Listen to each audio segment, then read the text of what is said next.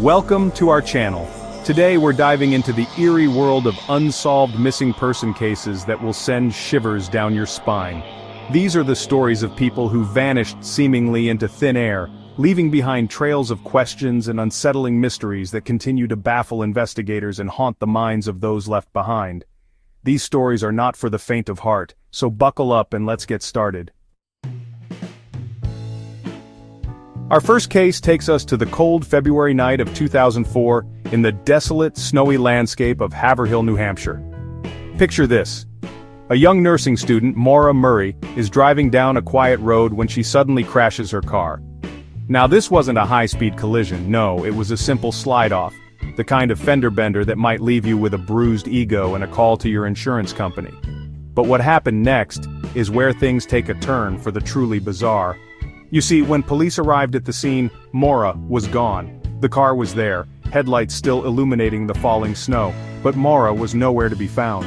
No footprints in the snow, no signs of a struggle, just an empty car and a whole lot of unanswered questions. What makes this case even more unsettling is that Maura had, just hours before, been in contact with her professors and family, acting perfectly normal. There were no red flags, no signs of distress, nothing to suggest that she was about to vanish without a trace.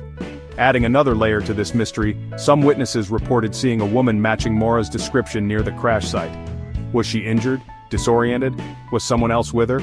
We're talking about a freezing night in the middle of nowhere, and Maura vanished without a coat, without her belongings, without a single goodbye. It's enough to make you wonder if the cold New Hampshire air somehow swallowed her whole, leaving behind nothing but an empty car and a chilling mystery that refuses to rest. Theories abound, of course. Some speculate that Maura staged her own disappearance, running away from a life she no longer wanted. Others whisper about foul play, a chance encounter with a stranger that took a sinister turn. But with no concrete evidence, no definitive answers, Maura's disappearance remains a haunting reminder that sometimes the most ordinary of nights can take a terrifying turn into the unknown. Our next case takes us to the rural backroads of Minnesota, where in 2008, 19-year-old Brandon Swanson vanished after a night out with friends. Now, what should have been a routine drive home turned into a terrifying ordeal when Brandon, disoriented after taking a wrong turn, drove his car into a ditch. But here's where things get truly unsettling. Brandon, you see, was on the phone with his parents the entire time. He told them about the accident, about being stuck, about needing help. They could hear the panic in his voice, the frustration, the fear, as he tried to describe his surroundings. They stayed on the line with him, offering guidance, reassurance, anything to keep him calm while they raced to his location. But as they searched, a chilling realization dawned. Brandon's description of the area didn't match up with where his car was eventually found. It was as if he had wandered into some strange, disorienting dreamscape, his perception skewed, his sense of direction utterly lost. And then, the most terrifying detail of all, Brandon's parents, still on the phone with their son, heard a sudden noise, a muffled sound, and then, silence. The line went dead, and Brandon's voice, the only lifeline they had to him, was gone. Despite extensive searches, Brandon was never found. His phone, last pinging to a tower miles away from his car, offered no further clues. Theories range from disorientation and misadventure to the truly bizarre, with some speculating that Brandon stumbled upon something he shouldn't have, something that swallowed him whole into the darkness. What truly chills me to the bone about this case is the helplessness of it all. Imagine being Brandon's parents, hearing the fear in your son's voice, clinging to every word, every breath, only to have him ripped away from you by an unknown force, his last moments shrouded in darkness and static. It's a stark reminder that even in an age of constant connection, some mysteries remain unsolved, some voices forever silenced without a trace. Chapter 3: Secrets of the Cecil Hotel, the case of Elisa Lam. Our journey into the unknown now takes us to the heart of Los Angeles, to a place with a history as dark and storied as the mysteries it holds, the Cecil Hotel.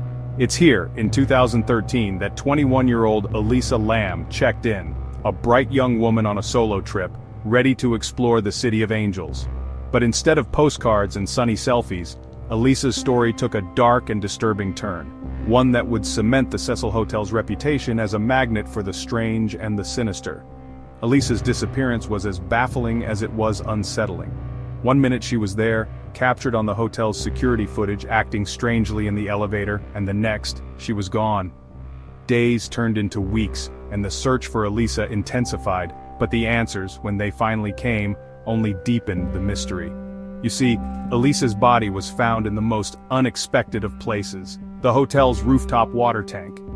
Now, how does one end up in a sealed water tank on the roof of a hotel? The logistics alone are baffling, and the security footage from the elevator, well, it only adds to the unsettling nature of this case.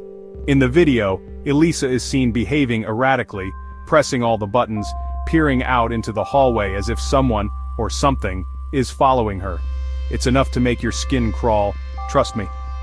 Theories about Elisa's demise range from accidental drowning to something far more sinister. Was she suffering from a mental health episode? Was she the victim of foul play? Or could something more paranormal be at play?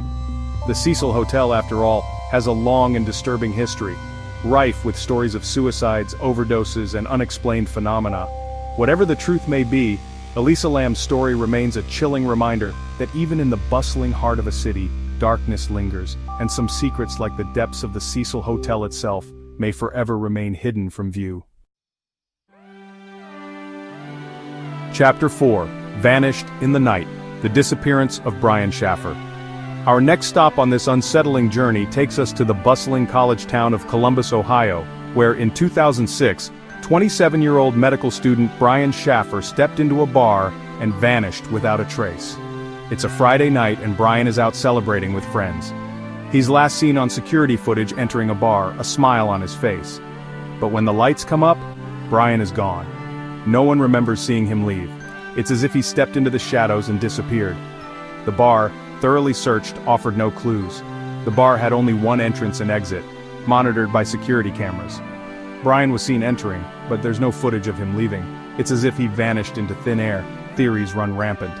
Some speculate he left through an unseen exit, others whisper about foul play. With no evidence, the case remains a mystery. Brian Schaffer's disappearance is a stark reminder that even in safe havens, the shadows can hold secrets, and people can vanish without a trace, leaving behind unanswered questions and a void that time cannot fill. Chapter 5. The Ashes of Tragedy, the Mystery of the Sodder Children. Our final destination on this chilling exploration of the unexplained takes us back to Christmas Eve, 1945, to the small town of Fayetteville, West Virginia. Imagine this. A family gathered together, the warmth of the holidays filling their home, the glow of Christmas lights casting a comforting hue on the winter night. But for the Sodder family, that festive cheer would soon turn to unimaginable tragedy, a mystery that continues to baffle and haunt to this very day. You see, on that fateful night, a fire ripped through the Sodder home, engulfing it in flames. The parents, George and Jenny Sodder, managed to escape along with 4 of their children. But 5 of the Sodder children, 5 young souls, were never seen again. The fire, while devastating, was deemed to have burned quickly, too quickly some say, to have claimed the lives of all 5 children. Adding to the mystery, no remains were ever found, no trace of the missing children amidst the ashes and debris. It's as if the fire itself had swallowed them whole, leaving behind a void of unimaginable grief and a mystery that refuses to die. The investigation, hampered by the destruction of the fire and the passage of time, yielded no concrete answers. Theories range from accidental death to the truly bizarre, with some speculating that the children were abducted, spirited away in the chaos of the fire. Adding fuel to the fire, so to speak, are the alleged sightings of the Sodder children in the years that followed. Grainy photographs and whispered accounts that offered a glimmer of hope amidst the darkness.